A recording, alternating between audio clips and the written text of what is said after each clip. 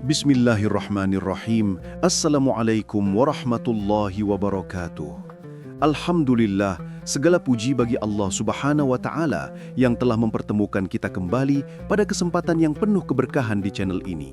Semoga setiap langkah kita senantiasa berada dalam lindungan rahmat dan kasih sayangnya. Tidak lupa kita hadiahkan salawat dan salam kepada junjungan kita Nabi Muhammad sallallahu alaihi wasallam, teladan terbaik sepanjang masa, beserta para keluarga beliau, para sahabatnya, dan umatnya hingga akhir zaman. Sahabat beriman yang dimuliakan Allah, sebelum kita mulai pembahasan ini, izinkan saya menyampaikan doa terbaik untuk Anda semua. Semoga Allah Subhanahu wa Ta'ala melapangkan rezeki Anda, menjaga kesehatan Anda, memudahkan urusan Anda, dan menjadikan hari-hari Anda penuh keberkahan dan ketentraman jiwa. Amin ya Rabbal Alamin. Dan sebelum kita memasuki pembahasan yang begitu menyentuh hati, mari tekan tombol subscribe, like, dan tinggalkan komentar terbaik Anda, agar pesan kebaikan ini terus menyebar menjadi amal jariah di dunia dan menjadi saksi kebaikan kita kelak di akhirat. Hari ini kita mengangkat tema yang sangat indah, sebuah tema yang sering kita rasakan namun jarang kita renungkan secara mendalam, yaitu tentang doa seorang anak untuk orang tua yang telah meninggal dunia. Tema ini bukan hanya menyentuh hati, tetapi juga membangkitkan kenangan, menumbuhkan rasa syukur, serta mengingatkan kita tentang ikatan yang tidak pernah terputus meski kematian sudah memisahkan. Sahabat beriman, setiap dari kita adalah seorang anak. Kita tumbuh, belajar, tertawa, menangis, hingga mencapai kehidupan hari ini tidak pernah lepas dari pengorbanan orang tua kita. Mereka adalah sosok yang mungkin tidak pernah meminta balasan, tetapi mencurahkan semuanya.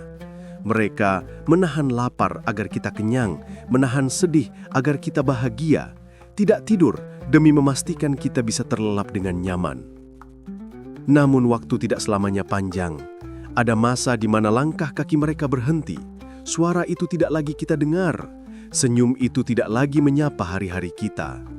Kita tiba-tiba menjadi rindu. Padahal dulu mungkin kita terlalu sibuk untuk melihat wajah mereka lebih lama. Kita merasa ingin kembali berbicara, padahal saat itu waktu sudah habis. Dan ketika manusia sudah tidak bisa kembali pada masa lalu, maka doa menjadi satu-satunya cara untuk mengirimkan cinta kepada mereka. Di dalam Al-Quran, Allah telah mengajarkan kita satu doa sangat mulia. Allah berfirman, Rabbirhamhuma kama rabbayani shaghira. Wahai Tuhanku, sayangilah kedua orang tuaku, sebagaimana mereka telah menyayangiku ketika aku kecil. Quran Surah Al-Isra ayat 24. Ayat ini bukan sekedar doa, tetapi bentuk cinta yang diajarkan langsung oleh Allah. Di dalamnya tersimpan pengakuan bahwa kita tidak pernah bisa membalas pengorbanan mereka, bahwa ada cinta yang begitu besar sejak kita belum bisa berdiri, belum bisa berjalan, bahkan ketika kita hanya mampu menangis. Maka doa ini bukan hanya rangkaian kata, tetapi pengakuan bahwa kita mengingat apa yang telah mereka lakukan. Sahabat beriman yang dirahmati Allah, mendoakan orang tua bukanlah amal kecil. Bahkan Rasulullah Shallallahu Alaihi Wasallam telah menegaskan dalam sebuah hadis sahih riwayat Muslim bahwa apabila seorang anak Adam meninggal dunia, maka terputuslah segala amalannya kecuali 3: sedekah jariah, ilmu yang bermanfaat, dan anak soleh yang mendoakannya. Hadis Muslim nomor 1631. Hadis ini menunjukkan betapa Allah memuliakan anak yang berbakti, betapa Allah menjadikan doa anak sebagai tali penghubung antara yang hidup dan yang telah tiada. Karena saat semua amal seorang hamba berhenti, doa anak tetap mengalir bagai sungai pahala yang tidak berhenti. Dan sahabatku, ketika kita memanjatkan doa, sesungguhnya tidak hanya orang tua yang diberi pahala, kita pun diberi ketenangan jiwa. Hati menjadi lembut, langkah menjadi ringan, dan hidup terasa lapang. Karena doa bukan hanya hadiah untuk mereka, tetapi rahmat untuk kita. Karena itu, sahabat beriman yang dimuliakan Allah, Mari kita mulai pembahasan ini dengan hati yang lapang. Mari kita renungkan betapa besar cinta itu pernah hadir dalam hidup kita. Pada bagian berikutnya, kita akan membahas mengapa doa seorang anak begitu berharga, serta bagaimana doa itu menjadi pelita bagi mereka di alam kuburnya. Jangan tinggalkan video ini, karena penjelasan berikutnya akan membuka sudut baru dalam cara kita mencintai orang tua setelah mereka tidak lagi hadir secara fisik. Sahabat beriman yang dirahmati Allah, setelah kita memahami betapa pentingnya doa sebagai bentuk cinta yang tidak pernah terputus, kini marilah kita renungkan lebih dalam tentang mengapa doa anak begitu istimewa bagi orang tua yang telah tiada. Banyak di antara kita yang mungkin bertanya, apakah doa benar-benar sampai kepada mereka? Apakah doa itu memberikan manfaat bagi keadaan mereka di alam barzakh? Apakah doa itu bisa menjadi penolong ketika amal mereka seolah sudah berhenti? Maka jawabannya adalah, ya. Doa itu sampai, doa itu bermanfaat, dan doa itu menjadi bagian dari kebaikan yang terus mengalir. Ketika seseorang meninggal, jasadnya terkubur di dalam tanah, dan ruhnya berpindah menuju tempat yang berbeda dari dunia yang kita tinggali. Kematian memutus semua aktivitas fisik, tetapi tidak memutus cinta. Justru cinta sejati mencapai titik paling dalam saat tidak lagi bisa dilakukan dengan lisan dan sentuhan, tetapi dengan doa. Rasulullah SAW dalam banyak riwayat menegaskan bahwa doa mampu memberikan ketenangan, cahaya dan keberkahan kepada mereka yang telah wafat. Karena doa itu adalah bentuk rahmat yang Allah izinkan mengalir melewati batas ruang dan waktu. Bayangkan seseorang yang berada di alam kubur. Tidak ada lagi kemampuan untuk bersedekah, tidak ada lagi kesempatan menambah pahala, tidak ada lagi tubuh yang dapat bergerak untuk melakukan ibadah. Namun di tengah ketidakberdayaan itu, ada seorang anak yang setiap hari menyebut namanya, memohonkan ampun untuknya, meminta agar kuburnya diluaskan, agar cahaya dipancarkan, agar hisapnya dimudahkan, dan agar Allah menempatkannya di tempat terindah dalam surganya. Bukankah itu hadiah paling indah? Imam An-Nawawi dalam salah satu penjelasannya menyebutkan bahwa ketika doa dipanjatkan, Allah memperkenankan doa itu sebagai pahala yang mengalir kepada orang yang telah meninggal. Bagai sumber air yang jernih, doa itu menyejukkan keadaan mereka, seperti hadiah yang kita kirim, tetapi tidak dapat mereka jawab dengan lisan, namun dapat mereka rasakan manfaatnya. Itulah sebabnya doa anak menjadi salah satu amalan yang tidak pernah berhenti selama anak itu masih hidup dan masih mengingat orang tuanya. Sahabat beriman, mari kita sejenak mengingat masa-masa ketika kita masih kecil. Saat kita jatuh, tangan merekalah yang pertama kali menolong. Saat kita ketakutan, pelukan merekalah yang menghilangkan rasa takut itu. Saat kita lapar, keringat merekalah yang berjatuhan demi menyediakan makanan untuk kita. Saat kita menangis, air mata merekalah yang ikut mengalir. Dan ketika kita tertidur dalam pangkuan, senyum mereka menjadi saksi kebahagiaan yang tidak dapat diukur dengan apapun. Semua itu dilakukan tanpa berharap balasan, tanpa meminta imbalan, dan tanpa mengeluh meski menyimpan lelah. Maka ketika mereka telah tiada, bukankah doa adalah bentuk cinta paling lembut yang bisa kita persembahkan? Allah berfirman dalam Al-Quran, "Wa qul rabbirhamhuma kama rabbayani shaghira." Dan ucapkanlah, "Wahai Tuhanku, sayangilah mereka berdua, sebagaimana mereka telah menyayangiku di waktu kecil." Surah Al-Isra ayat 24. Ayat ini bukan sekedar bacaan yang kita lantunkan setelah sholat.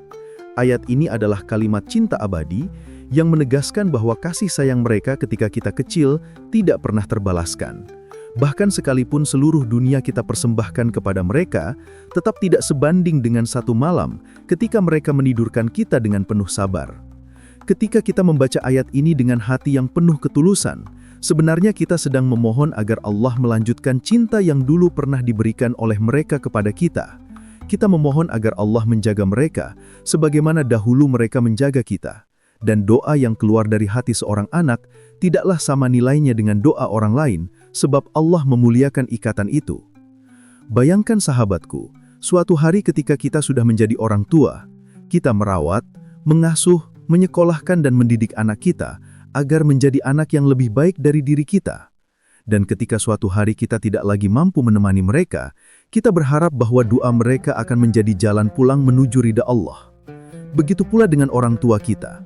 Mereka berjuang agar suatu hari anaknya mampu mendoakannya, bukan sekedar menangisi kepergiannya.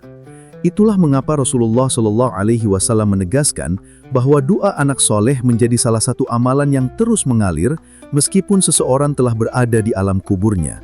Bahkan malaikat mencatat doa tersebut sebagai pahala yang tidak terputus. Dan sahabat beriman yang dimuliakan Allah, bagian berikutnya kita akan membahas tentang kapan waktu paling indah untuk memanjatkan doa, serta bagaimana cara terbaik agar doa yang kita kirimkan benar-benar menjadi cahaya dan ketenangan bagi orang tua kita. Maka tetap bersama kami hingga akhir, agar rangkaian cinta yang kita kirimkan benar-benar menjadi hadiah paling sempurna untuk mereka.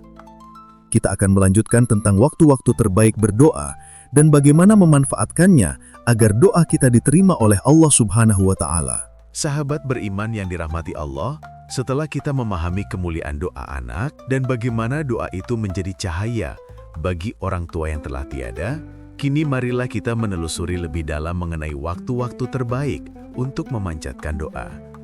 Karena doa, jika dipanjatkan pada waktu yang istimewa, akan menjadi lebih dekat dikabulkan oleh Allah Subhanahu wa Ta'ala. Doa akan naik ke langit, menembus batas ruang yang tidak lagi kita pahami, kemudian sampai kepada mereka yang telah meninggalkan dunia ini. Salah satu waktu paling mulia untuk memanjatkan doa adalah di sepertiga malam terakhir. Pada saat itu, dunia berada dalam keheningan. Mayoritas manusia tertidur, malam menjadi saksi ketulusan hati para hamba yang bangun untuk bermunajat. Rasulullah Shallallahu Alaihi Wasallam bersabda bahwa Allah turun ke langit dunia dan menyeru, "Adakah hambaku yang memohon, maka akan aku kabulkan? Adakah hambaku yang meminta ampun, maka aku akan ampuni." Pada saat itulah doa menjadi lebih kuat, hati menjadi lebih khusyuk, dan lafaz yang kita ucapkan terasa lebih tulus. Bayangkan sahabatku, ketika pada jam-jam itu kita berdiri, menutup mata dan menyebut nama ayah atau ibu yang telah tiada. Kita mengangkat tangan dan memohon agar mereka mendapatkan tempat terbaik di sisinya, dianugerahi cahaya yang melapangkan perjalanan mereka. Pada saat itu, doa yang kita kirimkan bukan sekadar kalimat. Ia menjelma sebagai hadiah yang mengalir, menjadi pelipur rindu, menjadi tanda bahwa cinta seorang anak masih hidup, meski jarak sudah terpisah. Selain sepertiga malam terakhir, waktu antara azan dan iqomah juga menjadi salah satu waktu yang mustajab. Pada waktu itu, doa tidak tertolak. Maka setelah kita mendengar suara azan, ketika hati masih basah oleh panggilan langit, sebutlah nama kedua orang tua kita. Tidak perlu panjang, cukup dengan kata-kata yang lembut dan tulus. Mintalah agar Allah mengampuni dosa-dosa mereka, meluaskan kubur mereka, dan menempatkannya di surganya. Doa juga menjadi sangat indah ketika dipanjatkan setelah selesai menunaikan salat wajib. Pada saat itu, hati masih berada dalam kondisi suci, pikiran masih terikat pada ibadah, dan ruh kita sedang lembut dalam ketundukan. Ketika tangan terangkat, kita memohon agar Allah memberikan ampunan bagi mereka. Sungguh tidak ada doa yang sia-sia jika keluar dari hati seorang anak yang mencintai orang tuanya. Namun, sahabatku, jangan pernah beranggapan bahwa doa hanya terbatas pada waktu-waktu tertentu saja. Karena terkadang rindu hadir tanpa rencana. Ada saat ketika kita sedang berada di tengah kesibukan, tiba-tiba kita teringat sosok mereka. Ada hari ketika kita membaca sesuatu, lalu terlintas wajah mereka dalam ingatan. Atau ada momen sederhana ketika tercium aroma masakan yang dahulu sering mereka buat. Pada saat itu, meskipun hanya satu kalimat, "Ya Allah, ampunilah ibu dan ayahku," doa itu tetap bernilai besar. Allah tetap mendengar, malaikat tetap mencatat, dan pahala tetap mengalir. Sahabat beriman, doa menjadi bukti bahwa cinta seorang anak bukan hanya ucapan, bukan hanya kenangan, tetapi amalan yang nyata.